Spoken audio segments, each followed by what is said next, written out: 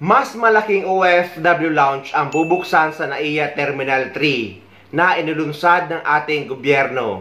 Matatandaan na nauna nang nagbukas ng OFW lounge sa NAIA Terminal 1. Pero sa mga susunod na buwan ay bubuksan na rin ang OFW lounge sa NAIA Terminal 3 na ginagawa na sa ngayon. Magandang balita para sa mga kababayan nating OFW. May ikinakasa na ang mga kinukulan na mas malaking OFW lounge sa NAIA Terminal 3 na maring tambayan ng mga bumabiyahing OFW. Kahapon ipinasilip ni NAIA Terminal 3 General Manager Eric Jose Ines kay House Speaker Martin Romualdez at sa iba pang House leaders ang proposal ukol dito. Bagay na nagustuhan ng mga mambabatas.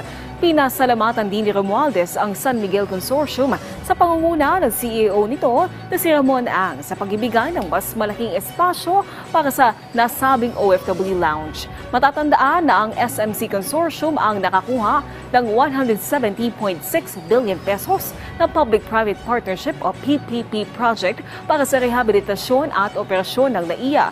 Itong Enero una nang binuksan ng ang OFW lounge sa Terminal 1 at ngayon susunod namang bubuuin ang lounge para sa OFW sa Terminal 3. Batay sa plano ng SMC, kayang tumanggap ng 200 individual ang itatayong OFW lounge sa NAIA Terminal 3.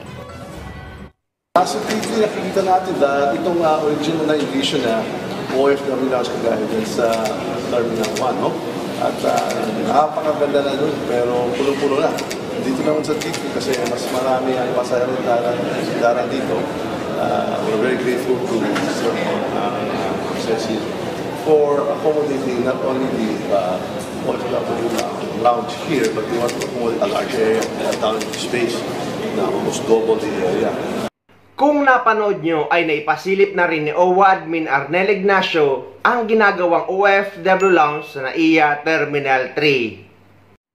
Ito naman sa Terminal 3, ito ang pinagagawa nating OFW lounge. Okay, malaki-laki ito. Mukhang malalagyan natin ito ng shower. Lalagyan natin ito na mas marami-rami mga pangangailangan ng ating mga traveling OFWs. Ito yung dito. Titignan natin saan pa pwede, no? Okay. So, ito mas malaki-laki. Sa Terminal 3 ito. And pwede pa nating i-expand. Kaya lang ito, parang kailangan itong lagyan ng dingding. Okay. Ay. Sige. Ang hiling lang nating mga OFW ay sana ay magtuloy-tuloy ito kahit magpalit ng namumuno sa Pilipinas.